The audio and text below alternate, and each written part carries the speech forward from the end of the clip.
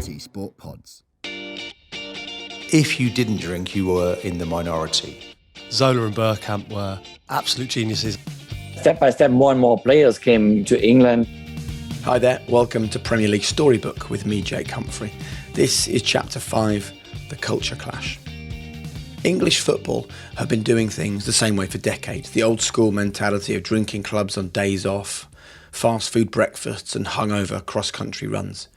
In the mid-90s, however, the game's top stars from abroad were attracted to the new Premier League riches and started changing the way the players looked at their careers on and off the pitch.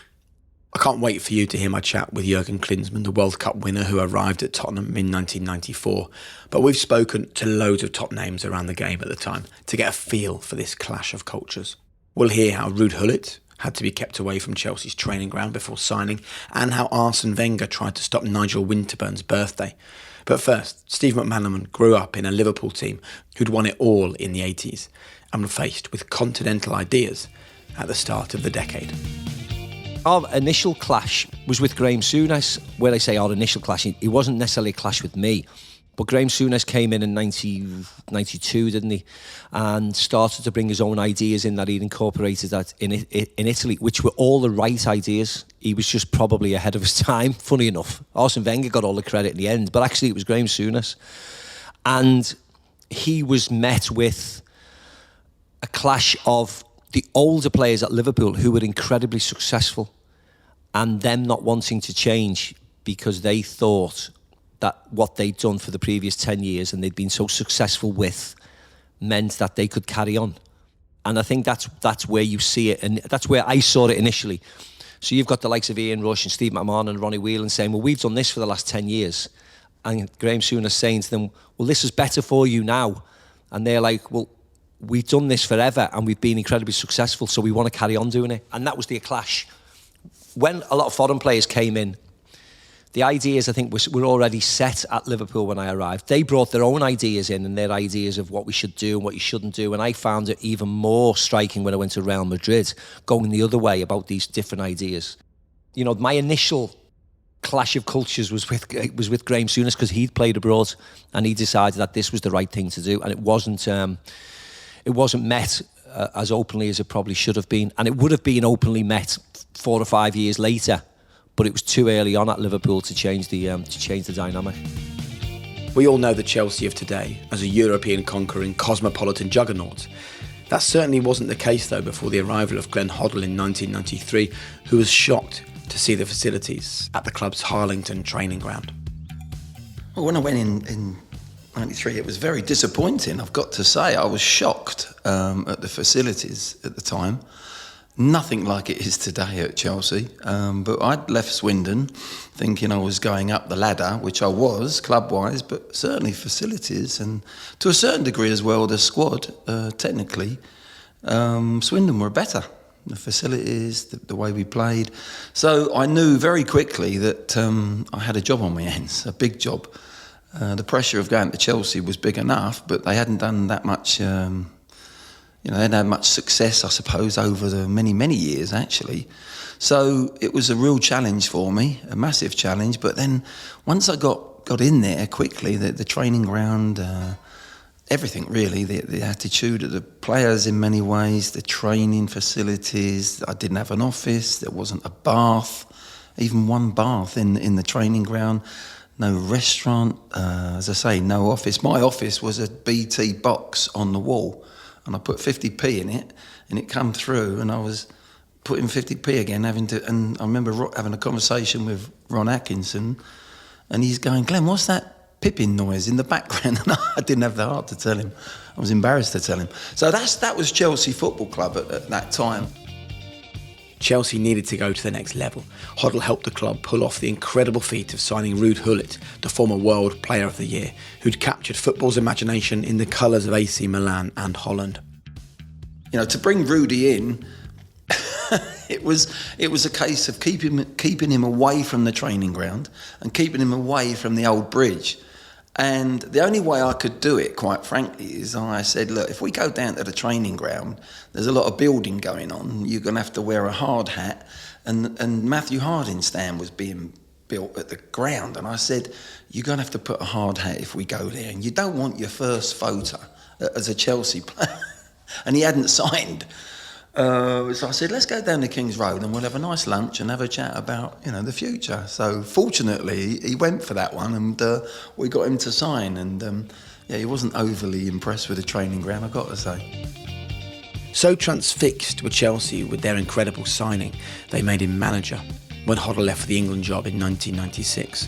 One of his first signings was Italian midfielder Roberto Di Matteo.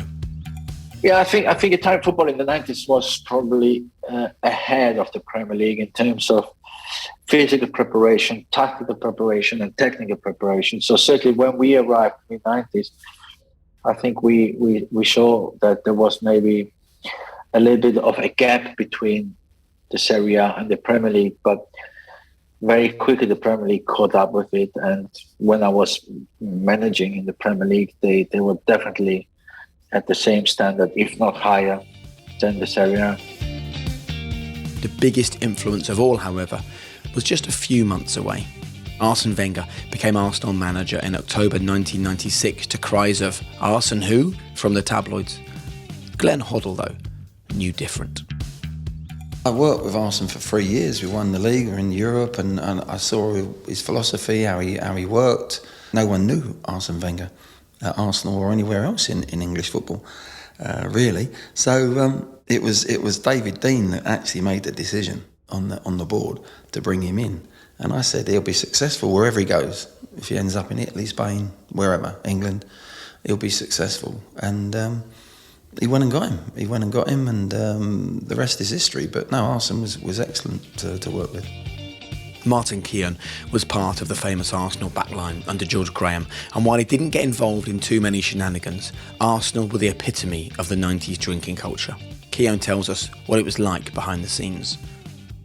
Because I came to London, my father was very switched on, and he told me not to, pee my money up against the wall, not to play cards, not to discuss religion or politics. And I suppose in a way that kind of made me a little bit different from the rest, because it'd be very easy to join in and be one of the lads and have a drink.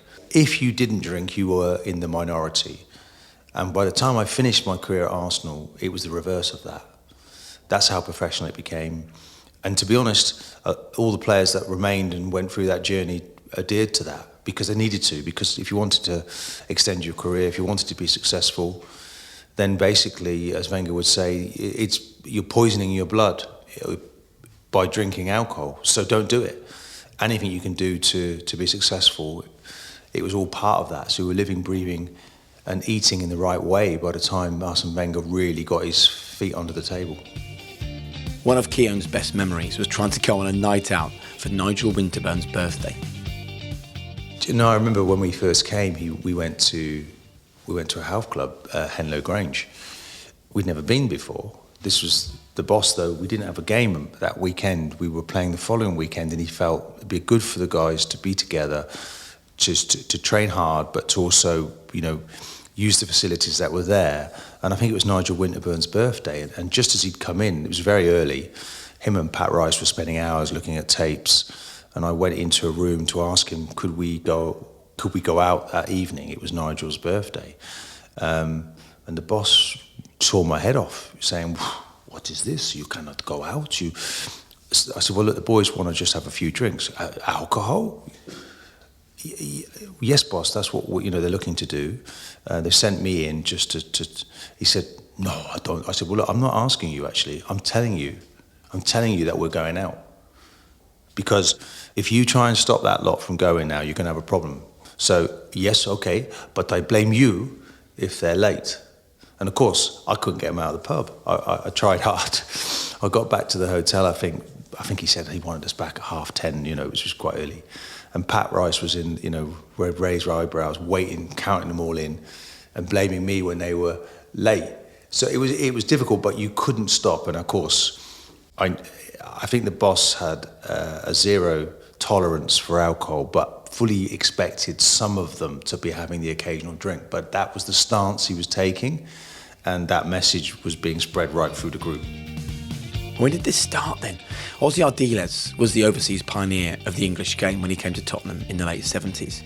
When he later became manager at White Hart Lane, he picked World Cup winner and Monaco's star striker Jurgen Klinsmann to follow in his footsteps.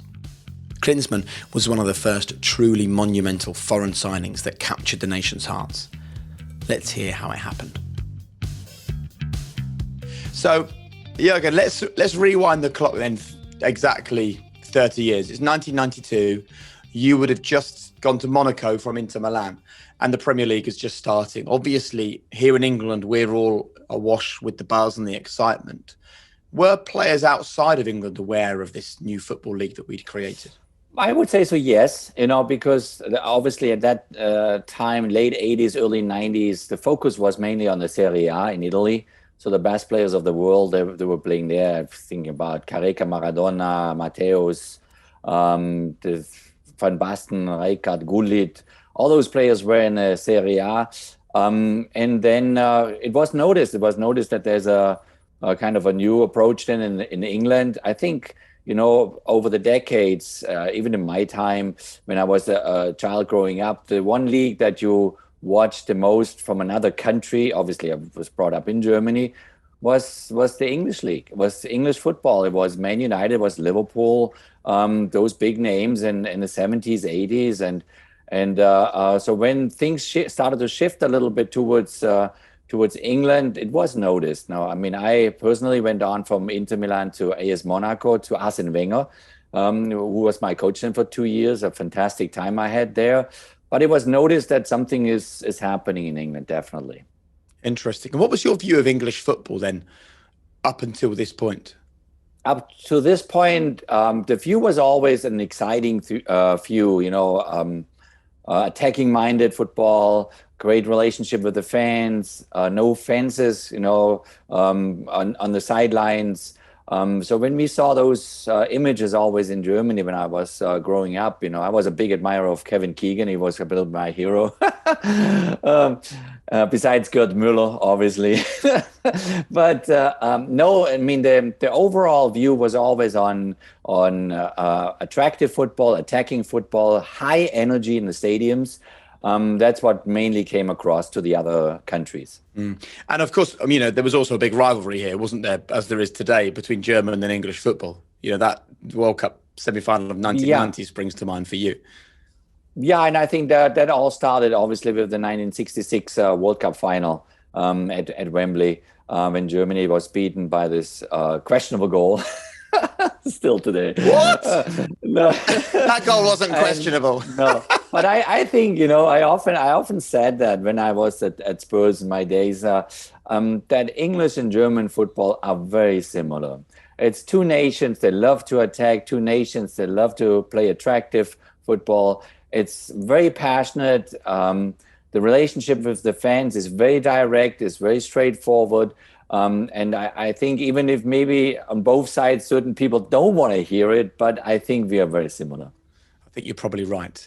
So was the Premier League part of the reason then for you coming over to England? Or had you always had the desire at some point in your career that you would come and play in England?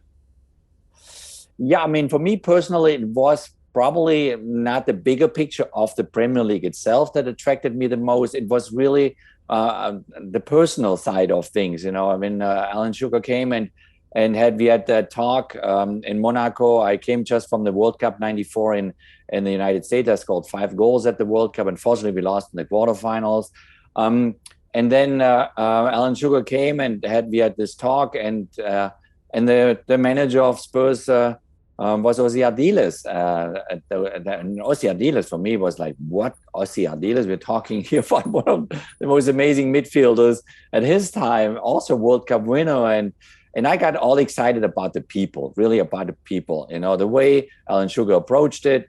He came to Monte Carlo. We had a cappuccino, and then within an hour we were done. We said we'll do that. I called Arsene Wenger. He was in his office at the club at AS Monaco, and we cut the deal in less than an hour. So it was more this personal perspective, working with Ossie Ardiles, going to a club with a lot of talent, a lot of young talent, Nick Barmby, Darren Anderton, obviously Teddy Sheringham was there. So exciting kind of view of attacking-minded football. And that's what I was really looking forward to. I mean, mostly in Monaco, often I ended up as the lone striker. At Inter Milan, my third season at Inter Milan, I was all by myself up front. And then I got in danger that we had, there was the old Catenaccio system still a bit in place in Italy. As soon as you score a goal, you shut down. and then you say bye-bye to the balls. And so I was attracted by the people at Tottenham. Yeah. But were you concerned about, because I remember seeing that you were coming and I was thinking, wow, as you say, you just scored 5 goals at a World Cup. You were a World Cup winner and you were coming to a team that had finished 15th in the league the season before that. Like, did at no point you look at the league table and think maybe that's not the move for me? That didn't concern you? No, not to be honest. It didn't concern me. I met Alan Sugar, and I saw him fighting for his position. He said, "We are not done yet. We go back into court. We're going to fight the ban from the FA Cup. We're going to find the 12 points deduction." He got it down to 6 points, and it was more for me. The perspective to come to London, to go to a fantastic city, full of Premier League teams. And be part of English football, be part of that excitement. And obviously I was not then the youngest anymore. I mean, I said, you're not getting many opportunities anymore to move to different places and experience a different type of football and meet different type of people. I was of certain things I was not aware. The club was so popular outside of London. I thought, okay, you will have a great following, home games and when I came over, we played the first friendly game in Ireland, I think against a third division team. I got out there in that small stadium, a stadium for 10,000 people, and I think it was 9,000 Spurs fans. And I was looking around. I said, "This is not real, right?" And I think I asked Teddy Sheringham, "Is this normal?" And he says, "Welcome to Tottenham," he said to me. It's a special club. It has a huge following, and even when I left, then Spurs. Later on, and when I retired, everywhere in the world you bump into Tottenham people, Tottenham fans, and it's so that I was really extremely positively surprised. It's interesting when you talk about you didn't know much about exactly what you were getting into, because I remember at the time when it was announced, there was a fair bit of ill feeling. I wonder whether you were aware of that. The newspapers and the non-Tottenham fans were saying, "Oh, Jurgen Klinsmann, he's a diver." The rivalry of German and English football was being spoken about a lot. Were you aware of any of that kind of negativity when you'd made the decision or not? No, I was not aware. It was kind of caught me by surprise too, but I was very lucky. I had a friend in southern France, outside of Monte Carlo, and he lived in London before, and he says, "Well, this is the English way of testing you out. They want to see how you react to a little bit of getting provoked, and it's part of their humor, and you just need to kind of top it up. You need to add something to it, and that's how then the idea kind of came up to ask for a diving school at my initial press conference when I was presented to the fans and the media." And then obviously it was all Teddy Sheringham's fault because he came up with the idea at the first game at Sheffield Wednesday that he said right before the game, "You know what, Jurgen, if you score today, we're going to do all the dive," and that's what happened then. And I think that people realized that also we Germans, we can take the humor, we can take a little bit of stick, we can make fun of ourselves as well. I was then explained, obviously, that it had a little bit to do with the 90s semifinal in Italy, where some thought, I did some dives, which I didn't. I tried to explain it, but that doesn't matter. That's not important. It's important was that I took it the right way. And I knew that if I score goals, if I give everything I have, if I prove my point of being a good football player, the people will accept me. And that's how it went. And I felt like in London, and especially, in the Tottenham and Northwest, I felt like being at home. I felt like I'd be a part of the family in a certain way. And still today, if I go back and see my old teammates and go to a game, I feel like I never left. So nice. And obviously this is an audio podcast. People can't see this, but we're talking to each other on Zoom. You're in the US, I'm in the UK, and behind you, you've got the White Hart Lane N17 street sign. You've got a Tottenham flag and your Player of the Month award, of which you picked up a few while you were over here. I'm really intrigued, actually, that it was Teddy Sheringham that came up with the idea for the dive celebration, because obviously he's a striker already at Tottenham. You come in as a striker. He could easily have been, hold on, I'm going to make life as difficult as possible for this new arrival. But it seems like there was a great team spirit, right? Yeah, I mean, it clicked right away with all of my teammates, really. I think they wanted just to see, how I integrate myself, what type of a person I am. And I think they realized after a couple of training sessions that I'm a normal human being like anybody else. And I fit in there. And if they want to have fish and chips, we have fish and chips. If they want to have a beer, we have a beer. And so I had no problem at all to adjust to the new environment. And my teammates made it so easy for me. And Teddy was one of them. Obviously, Gary Mabbott was our skipper, was our kind of leader. He became my roommate then over those years. And I was just getting so exciting because there was so much talent there. There was so much talent in that team. Nicky Barmby, Darren Anderton, Colin Calderwood became then Scottish international. Ian Walker in goal, fairly young players that they only could get better. And I went through a similar experience actually at AS Monaco under Arsene Wenger.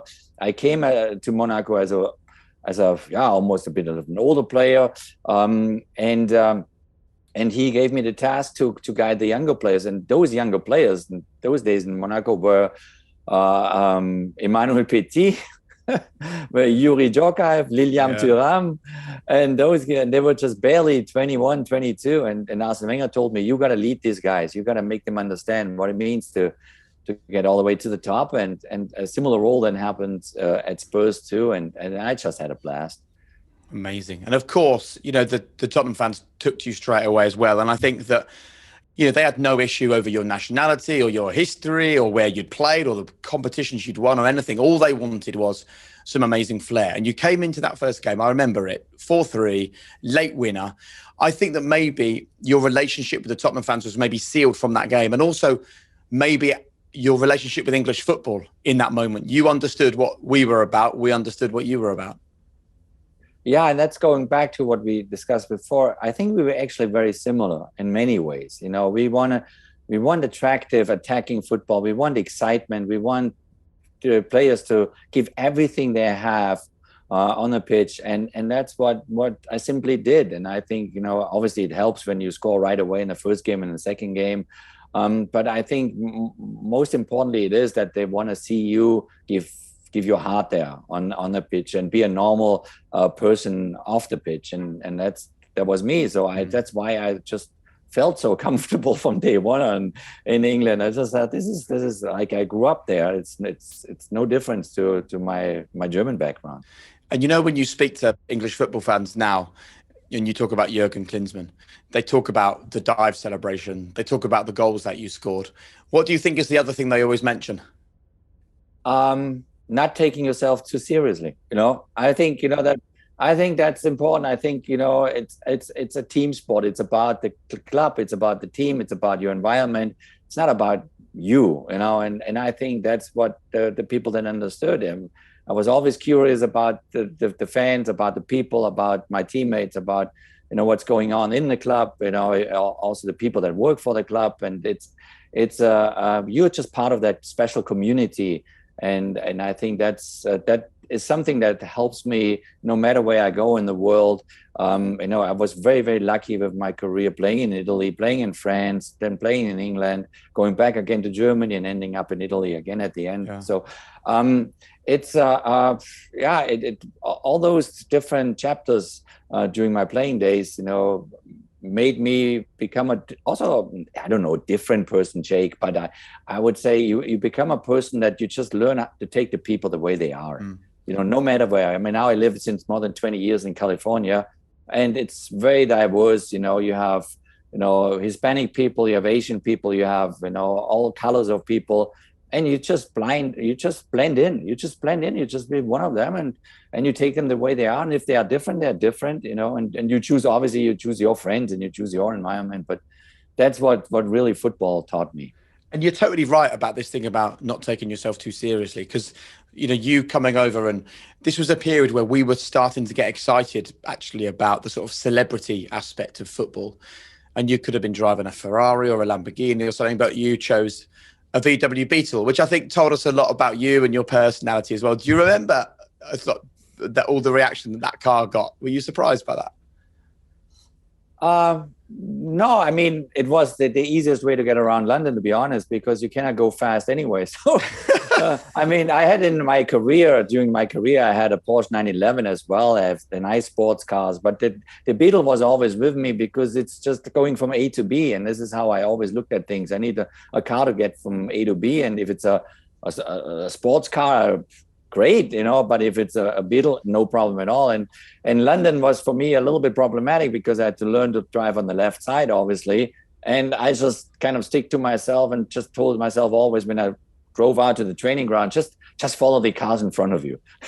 Then you're on the right side of the road. And it happened to me sometimes when I got back from the national team in Germany, let's say 10 days national team break, and I started to drive then to the Spurs training ground, that I caught myself on the right side of the road. Because obviously my steering wheel was on the other side too. So, but then obviously the people honk at you right away, and then boom, I shifted over. So you having to deal with the change of culture, obviously off the pitch and driving on the right side of the road and all those things. I'm also interested in what you found of the English football culture generally. The diet that players were enjoying. There was a drinking culture in English football in the 80s and the 90s. All of these different things. What did you make of that?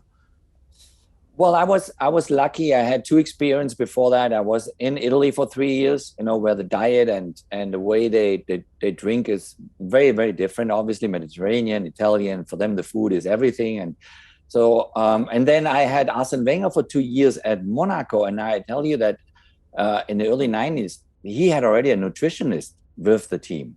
So we were getting fast food. You can imagine the food was prepared for away games on the way back. We flew everything with a double engine plane with Monaco, and on the plane then there was no alcohol, there was no nothing, there was just prepared food, athletic kind of driven, and I always begged him for, man, Arsene, come on, I'm one of the older guys. Can I just have a beer or a glass of wine? And sometimes he made an exception for me, but no, I mean, I think, at those days, actually, it was, again, going back then to the similarities with Germany. We were very similar. We exaggerated the drink maybe after games or sometimes during the week, or when we go out to a pub or we go out to a club.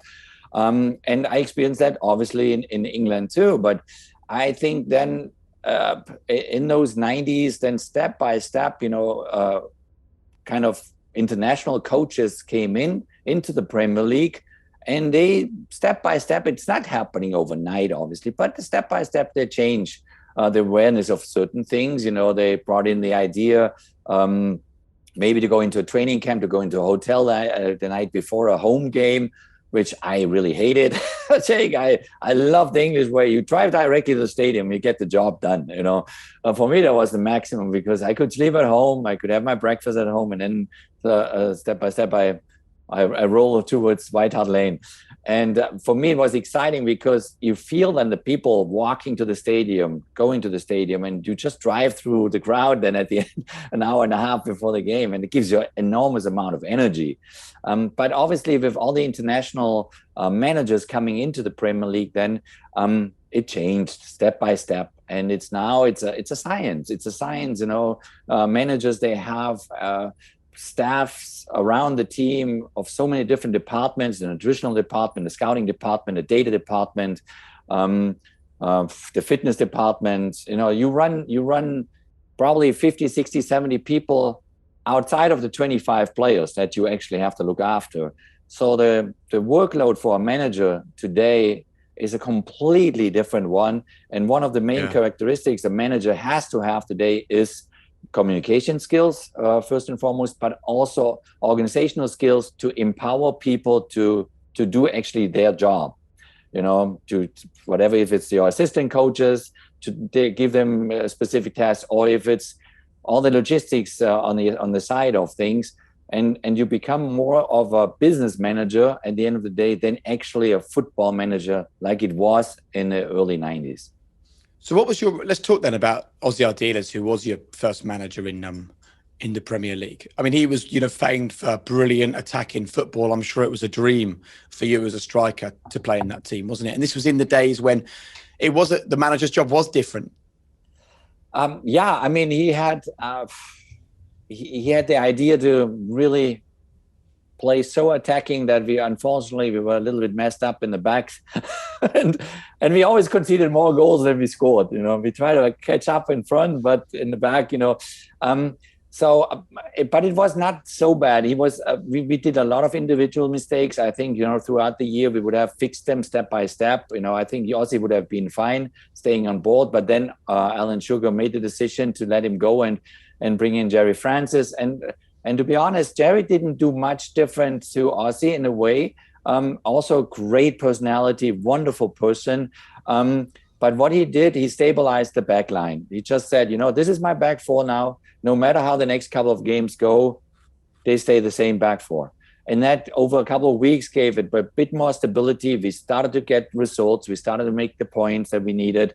So step by step, we came out of the bottom part of the table, and we finished in 7th spot, I think, almost getting into Europe.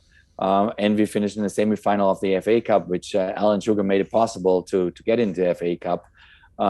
So I wished, that Ossie, could have gone through all that stuff, but you know that once the results are not there, then they blame the manager for it. Both for my time, Jerry Francis and Ossie were fantastic managers and fantastic human beings. And there was that real lure of English football at the point that you came across, and the wages were increasing, and there was a lot of focus in this country on the Premier League. Were other players that you'd played with previously abroad then talking to you about what's it like? Should I come over? I'm interested. Were you kind of an advocate of English football at this point? I didn't directly talk to some people and selling them the picture of the Premier League, but obviously it was noticed. The atmosphere in the stadiums, the excitement that is there, and step by step, other players that I knew already those days some were friends, like Ruud Gullit was a friend of mine during the AC and Inter Milan days. Then Gianluca Vialli came to Chelsea, and so step by step, more and more players came to England, and also more and more managers then. And obviously, for the top talent in the world, one point is certainly important. It's the financial side of things. I mean, suddenly the Premier League was able to compete with the Serie A, and especially also with the big shots in Spain.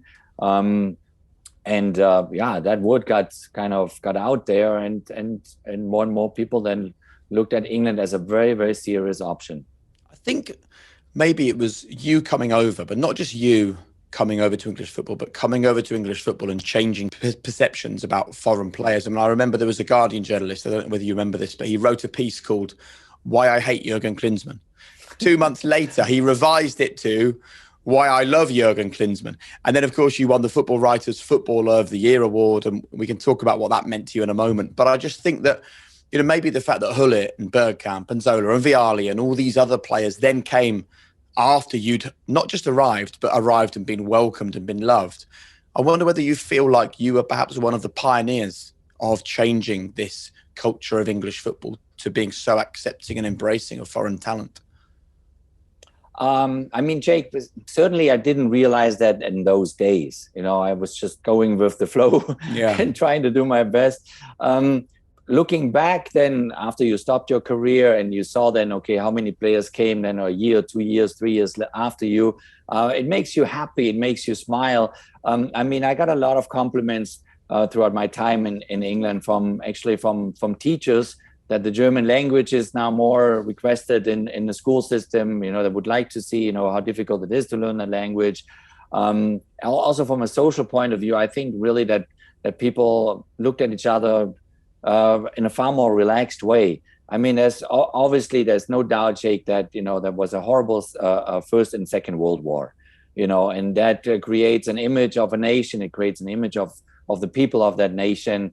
and our image was unfortunately not very good, and Germany suffered for that for decades, and I think the first time that really, talking to my father, it was football that made them smile again. The first time was in '54 when they surprisingly beat Hungary in the World Cup 1954 in Switzerland, and they called it then, "Oh, we can walk tall again in Germany." So it meant the world to Germany that they can compete in football. So that's why I think we are also so passionate about it, like the English population too, but throughout the decades, then football always became like a way of showing your identity, a way of showing your characteristics, a way of showing your face, and then you measure yourself in competition, and you have famous games in the 70s, with Liverpool, Man United, and Bayern Munich, Borussia Mönchengladbach those days, and so on until today, when England clashes with Germany in whatever competition, it's like a bank holiday and Christmas all together. Correct. And so the social dynamic of this game is just so huge. And me as a player, I didn't realize that. I was just going along and trying to play as good as I could and fit into the environment. Later on, you just start to realize actually what it means and what capabilities football has to bring people together, and maybe even arguing, maybe having different opinions, maybe getting into a little bit of a too much of that, but it's still about the game, and that's what I experienced in those years. And taking into account the fact that you were aware that you're a German player coming into English football, tell me what it meant then for you to win the Football Writers Footballer of the Year award. It feels like the ultimate turnaround from that bad press and your own personal concerns at the beginning to win that award. What did it mean to you? Oh, it meant the world to me, to be honest, Jake, because the way I started, and also I didn't win the Premier League. I didn't win the Champions League with Spurs that year. We finished 7th. It's not that you could say, okay, I got the club 2 trophies here and it's party time. No, it meant the world to me because it was so much recognition from smart people that say, you know what, he went through a lot, but he had the qualities and he had the guts to respond the right way and also to become one of us, and I obviously was aware of the history with Bert Trautmann after World War II, in his days with Man City. What he's done was just unbelievable. That's a real story. But no, I was extremely proud for that recognition. Love that. So how do you look back then now, all these years later, on that first period you had at Tottenham Hotspur? Now I'm looking at things obviously more from a manager perspective, because I was lucky enough then to kind of after the playing career to step by step going into management and having my experience in management. And you look at things now, how it changed the environment, how it improved, how whatever professional training grounds the clubs have, the stadiums are fantastic, but you also see the relationship between the business side of things and the football side of things, and the complication that arise with all those things. Who makes the decision? Is it football people or is it business people? Is it money people and so forth? So it's not easy today, not for the people that run the clubs, and it's not easy for players either. So obviously since 1990 with the internet, and slowly now and over the last years then coming social media, I don't want to be in the shoes of the players, because I can go into a pub and have a beer, and I can go in a supermarket and buy my groceries, and I'm not followed by cell phones, and taking pictures of me. So even if obviously I'm getting dizzy when I read about the amount of money they make, and they say, shoot, should have played 30 years later. But to be honest, I would not want to change with the players of today. And my son is a professional player as well, because they have to kind of deal with a lot of stuff that we didn't have to deal with. Yeah, you're absolutely right. Let's focus on someone else who played a big part in your life and in your career, and indeed in English football. Arsene Wenger.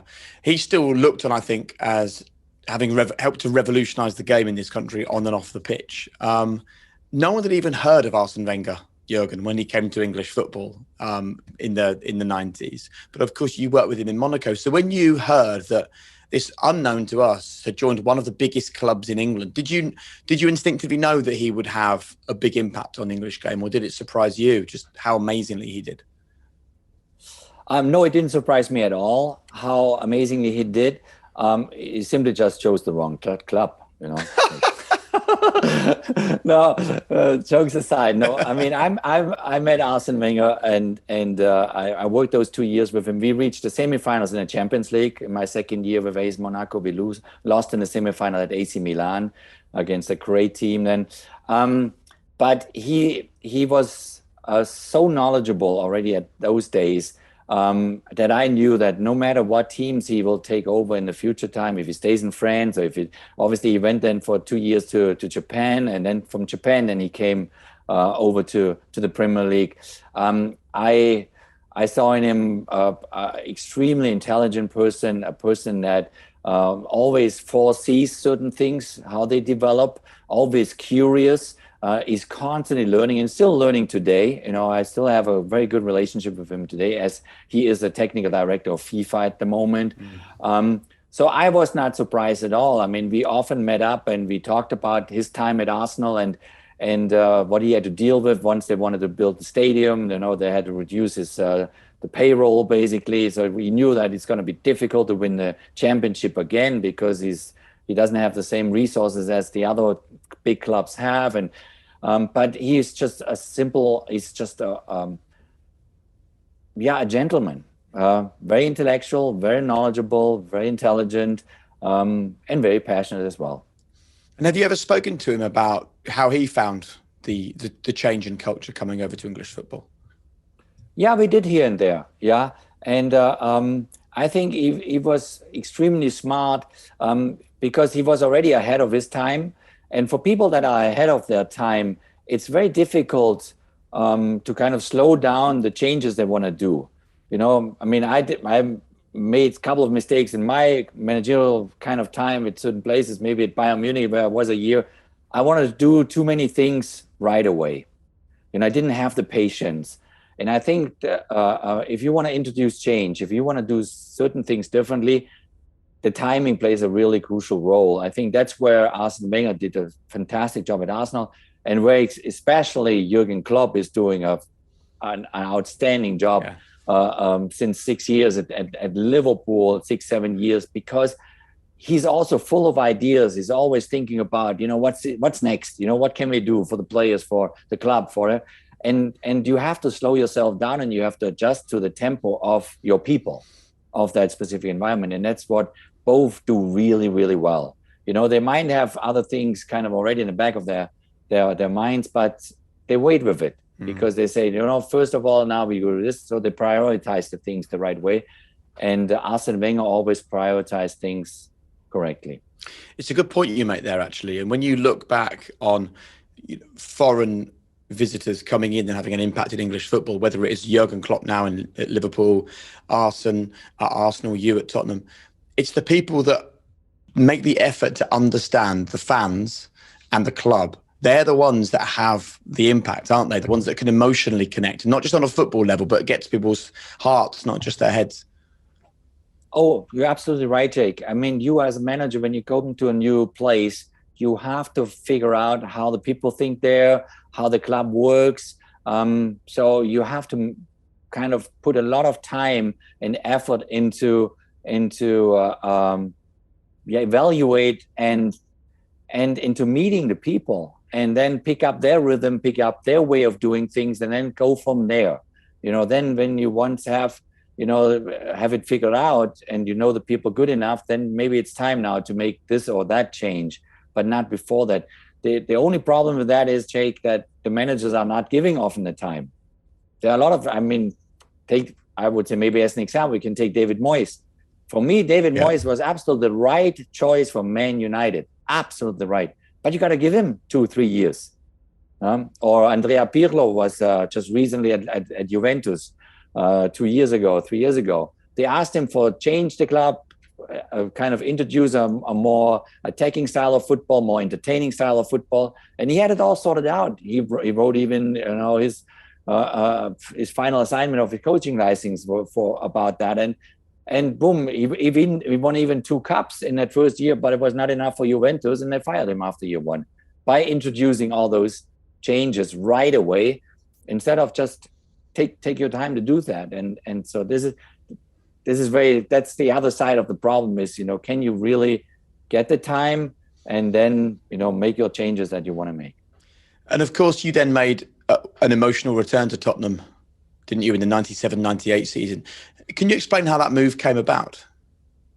Oh, that was very simple. I was at Sampdoria Genoa, my final year there, and had Cesar Luis Menotti as my coach. And he was the reason why I went there, because I loved him, Argentina. It was like Ozzy Artiles, a similar kind of situation. But then after 3 months, I broke a ligament. I was out for 6 weeks, tore a ligament. And then I got back into shape. And one morning I come to the training ground and asked, where's the manager? Where's Cesar Luis Menotti? So on the groundsman tells Jurgen, he's not here anymore. He left last night to Buenos Aires with the entire coaching staff. They resigned. And I said, what? Are you crazy? And then they made a change of coach, a former Yugoslavian coach that I knew this is not going to go well. I mean, there are certain personalities where I know we don't match, and when we don't match, then it's better not to go into kind of a daily confrontation.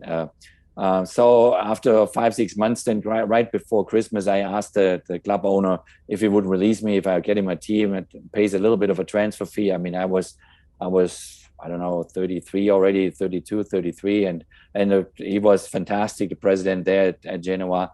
And Christian Gross, the Swiss coach, was the manager at Spurs. And we had a phone call and we said, let's do that.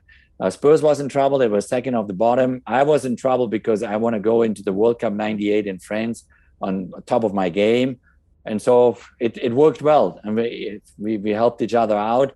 But in those months then, by doing that, I realized that I'm probably good now with my career.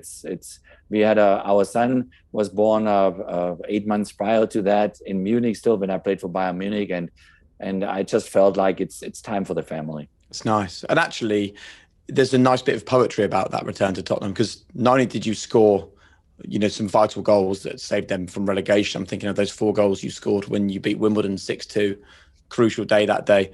But also that was the final real appearances at the top level for a club that you made. And I think there's something nice about that, because you had such an impact at Tottenham and such an impact on English football. It feels right almost that you signed off there, doesn't it?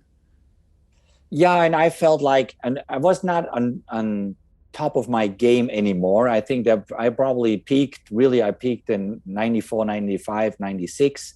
That's when I really kind of had my peak. So in a certain way, I knew that I will not be the standout or player or the level I was 2 or 3 years prior to that. And I wanted to go out on a high note, not kind of on a too low kind of situation. I didn't want to drag it out and just kind of lie to myself that I'm not as fast anymore as I was before, or whatever qualities you have. So it from a timing point of view, in this case, it really worked out well. So how different was the Premier League that you returned to from the one that you'd originally joined 4 years before? It was a little bit different. Obviously, more foreign players were in the league, so it got more and more an international picture. Meanwhile, when I came in the first place, that was 95% English. But it started just to become a lot more mixed. There was elements from managers. They more and more put their stamp on their clubs. And obviously with the amount of foreign players now being allowed to come into the UK, that was a bit different. So it changed a little bit, but to the better, because all those people that came in those days, they really appreciated it to play in the Premier League or to manage in the Premier League. And have you got close to coming back to the Premier League at any point? I mean, you've had an interesting management career so far. Have you ever had conversations with any other Premier League clubs? Yes, I did. I did have a conversation years ago after I coached Germany in 2006 at the World Cup. And then in 2008, I had offers from the Premier League, big teams, but I decided to join Bayern Munich because when in Germany, it's when Franz Beckenbauer calls you, you cannot say no. Yes. So maybe I should have made a different decision there, but I don't regret it at all. I had fantastic experiences so far in management. And now, obviously, being at the end of the COVID ride, I hope that maybe after the World Cup, I get some opportunities to jump back in. So the story isn't over just yet. I'm interested to know whether you have a desire to manage in English football in the Premier League. Oh, I think it's a fascinating thought for any manager out there to coach and to manage in England because of not only because of the resources, and what they built over the last 30 years. Also, it's for me, it's because the passion of the people, how they kind of really suffer with their teams, how they party with their teams. The level of identity that the fans have in England with their clubs, whatever club it is, doesn't matter if it's in the Premier League or if it's in a lower division team. It's wonderful to see. Amazing. And what do you make of the Premier League now? All these years on, you now watch from afar in the States. What do you think of the amazing talent that's come from overseas and has helped to change our league for the better? Well, on the business side of things, they've done it extraordinary. I mean, it's you just can give them compliments after compliments. On the football side of things, it's the best league in the world. And I say that as an ambassador of the Bundesliga. I'm one of the international ambassadors for the Bundesliga, and obviously we have to admit that in Germany that the number one league in the world is the Premier League, and then the Bundesliga, Serie A, the Liga, and obviously with Barcelona, Real Madrid, Atletico, and obviously lately also the French league. They're behind that, so they're kind of one level below. With fantastic clubs. No, don't get me wrong, but what the Premier League is really all about is, anybody can beat anybody on a good day. Even if you think you go down to Southampton and you are Man City, doesn't mean that you're gonna go home with the 3 points. You have to do a lot of work to get your 3 points at Southampton or at any other team in the Premier League, and that's what is it's just fun to watch. Well, Jurgen, thank you so much for your time. Enjoy the United States, and you'll be welcomed, obviously, with open arms anytime you want to come back and do some work here in English football. Thank you. Appreciate it. It's fun talking to you. It's incredible, isn't it, to look at the Premier League we have today and hear how it all started with this foreign influence. A few years later at Tottenham, and a teammate of Klinsmann's, when he briefly returned, David Ginola won the PFA Player of the Year in 1999. Cleaning his boots, a young Peter Crouch. That was the season he won PFA Player of the Year, and he was unbelievable at Spurs that year. I remember just watching him. We used to go to every game. He was an absolute genius, and I was in charge of his boots. So I was like, honour for me to just hand him his boots every day.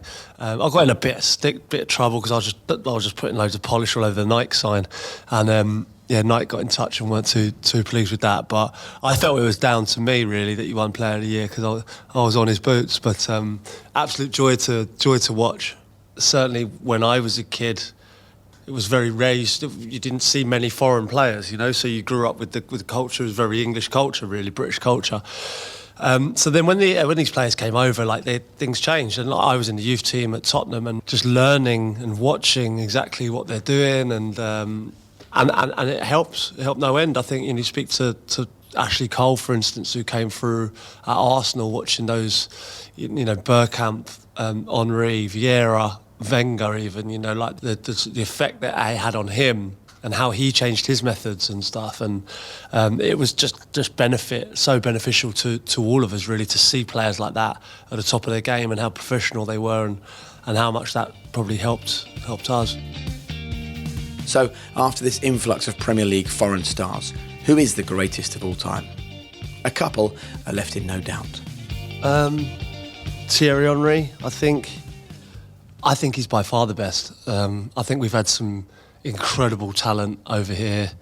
And I think Aguero's goal record, obviously, is right up there, isn't he? Like 180 yards. And he's got more than Henry, isn't he, now?